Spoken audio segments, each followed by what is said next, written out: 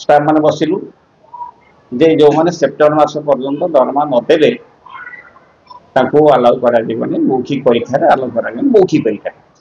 ता पेमेंट करी नेबे आ पेमेंट कर नेबे नी अपन पढी जदी ट्यूशन करछन अपन गोटे दुकान बाकी खाइछन अपन पैसा देबे नी एसएसडी मंदिर प्रधान शिक्षक एबे मोर कहया कथा होची ये अनुष्ठान प्योरली प्राइवेट चली गार्डियन मान अनुदान ही चलुची बर्तमान आमर टिके मॉनिटरी प्रॉब्लम जोटा मासको आमर 4,30,000 कलेक्शन होची नियर अबाउट खर्च होची 6,52,000 समस्त अवगत अच्छा गार्डियन सब जानी तेणु जो डेफिसीट हुए आम एडमिशन जो से पैसा आसो मेकअप होती चलुँ परिस्थिति दृष्टि सार मान जो ईपीएफ जीएस कर आमर जोटा कोविड फोविड पीरियड रू से इंटरेस्ट करके आमको विदाउट न जान बैंक से काटि नहीं गले जोटा कि मॉनिटरी क्राइसिस देखा सार मान को आमर कमिटी मेंबर जो मैंने स्टैंडिंग कमिटी मेंबर अच्छी से निर्देशन में किसी दि जाए प्राय यही आमर मीटिंग स्टाफ मान बसिलु जे जो माने सेप्टेम्बर मास पर्यंत दरमा नदेले ताको अलाउ करा जीवनी मौखिक परीक्षा रे अलाउ करा जीवनी मौखिक परीक्षा तापरे आसिला आज्ञा ए डिसीजन ता किए होना हम स्टाफ नेबे जो माने खटुजंती पैसा न पाइले से माने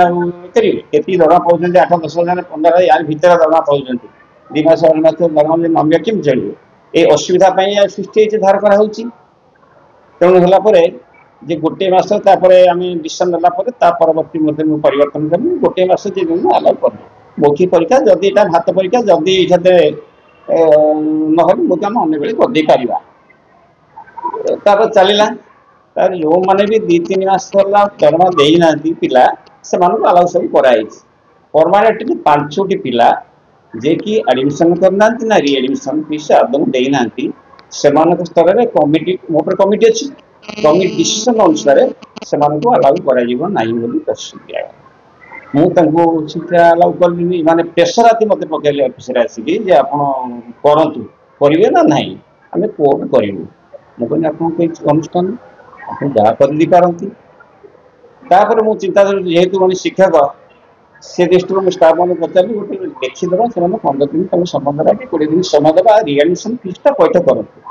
जो मैंने आसबी से कहली गोटे जिन आप अनुष्ठान आप गोटे जिन रिएडमिशन फीसटा दे दिला परीक्षा दे गुरु दक्षिणा नदेले से माने पाठ हम मुझे फ्रेंडली बुझे हसी खुशी गले परवर्ती पर्याय आप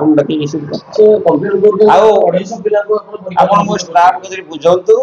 अन्य गार्डियन गति फोन कर बुझातु एवं टिके स्कूल जाऊँ देखु केते पिला आमर से 5टी छाड़देला व्यतिक्रम करा जाए कि कटिका जाए समस्ते मन इच्छा कह आप प्राक्टिकल आसुन देखुना आप प्राक्टिकल आसुन देखो केते पिला परीक्षा दौरान कौन स्टाफ मान बुझे बुझे ना 652 अच्छी भी शुणु आरटी राइट टू एजुकेशन जोटा आसती प्राय 47 जन पिला फ्री ऑफ कॉस्ट पढ़ुं गवर्नमेंट आम गोटे पैसा दे गवर्नमेंट तरफ किसी 5 पैसा सिंगल पैसा ये अनुदान ना जहाँ ये मैनेजमेंट ना आम गार्डियन मान अनुष्ठान चलती कौन कहले राइट टू एजुकेशन गवर्नमेंट कही गवर्नमेंट अनुसार आप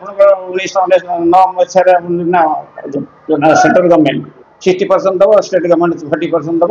बाध्य तुम पढ़े नियरेस्ट स्कूल में एडमिशन कर पढ़ुं अन्य गार्डियन मैंने कम्प्लेन कले से पढ़ुं लिखी से पैसा भी आसी ना कौन से हेड गोटे पैसा आसा कथा नुह ये बर्तमान 30-35 जन स्टाफ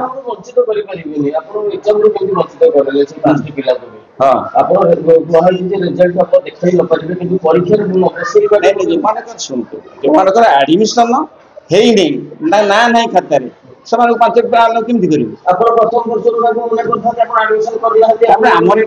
स्कूल गोटे प्राइवेट स्कूल गोटे जिन लोकाल सब परिसर भितर अलाउ कराला गवर्नमेंट अलाउ कर आप देखो गवर्नमेंट रूल से 14 वर्ष माने जब पिला स्कूल न जाए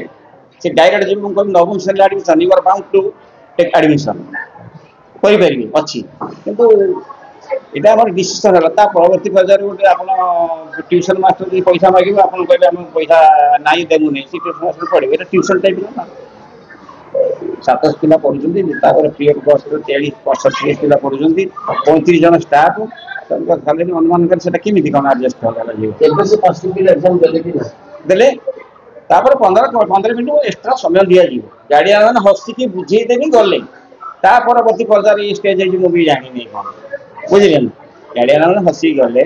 ତାଙ୍କୁ ନେଇକି ପିଲାଙ୍କୁ ବସେଇଲି ତାଙ୍କୁ ବୁଝେଇଲି ମୁଁ ଆପଣ ଅନୁଷ୍ଠାନ ଯେକୌଣସି ପ୍ରକାର ଆପଣ ରିଆଡମିସନ ଫିସ୍ଟା 15 ଦିନ ସମୟ ଦେଇ ଦିଅନ୍ତୁ କିଛି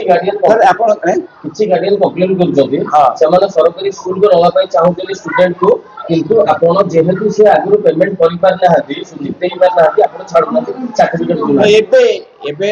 ଡାକନ୍ତୁ ସେମାନେ ବାଇଟ୍ ଦିଅନ୍ତୁ ମୋ ଷ୍ଟାଫ୍ ମାନଙ୍କୁ ପଚାରନ୍ତୁ ଜଣେ ଚାହିଁବେ ଆପଣ ଅଟେଇ ପାରିବେ ଆପଣଙ୍କ ପିଲା ପଢଉଛନ୍ତି ଗୋଟେ ସ୍କୁଲରେ ଟିସି ପାଇଁ ଆପ୍ଲାଏ କରିବେ କେହି ଅଟେଇ ପାରିବେ ଅନ୍ୟ କଥା କହିଲେ କ'ଣ ହବ ଯେହେତୁ ସେମାନଙ୍କର ବାକିଆ ପଇସା ସେମାନେ ପଇଠ କରିନାହାନ୍ତି ଆପଣ ଟିସି ଦଉନାହାନ୍ତି ସବୁ ମିଛ ଅନ୍ୟମାନେ ବୁଝନ୍ତୁ ଅନ୍ୟ ଗାର୍ଡିଆନ ଠୁ ବୁଝନ୍ତୁ ଅନ୍ୟ ମୋ ଷ୍ଟାଫ୍ ମାନଠୁ ବୁଝନ୍ତୁ ବୁଝିଲେ ଅନ୍ୟ ଗାର୍ଡିଆନ ଠୁ ବୁଝନ୍ତୁ ପିଲାଙ୍କଠୁ ବୁଝନ୍ତୁ ପିଲାଙ୍କଠୁ ବୁଝନ୍ତୁନି ନା ଟିସି କେମିତି ଦେବ ଇମ୍ପସିବଲ ନୁହଁ ଫିସ୍ ବାକି ଥିଲେ ପିଲା ଟିସି ଦେଇଦେବେ କ'ଣ କହିଲେ ଫିସ୍ ବାକି ଥିବ ଫିସ୍ ତ ପଇସା କହୁଛନ୍ତି ସେ ଟିସି ଦେବା ଯଦି ବାକି ଥିବ ତାକୁ ପେମେଣ୍ଟ କରିକି ନେବେ ଆଉ ପେମେଣ୍ଟ କରି ନେବେନି ଆପଣ ପଢିଛନ୍ତି ଟ୍ୟୁସନ କରୁଛନ୍ତି ଆପଣ ଗୋଟେ ଦୋକାନ ବାକି ଖାଇଛନ୍ତି ଆପଣ ପଇସା ଦେବେନି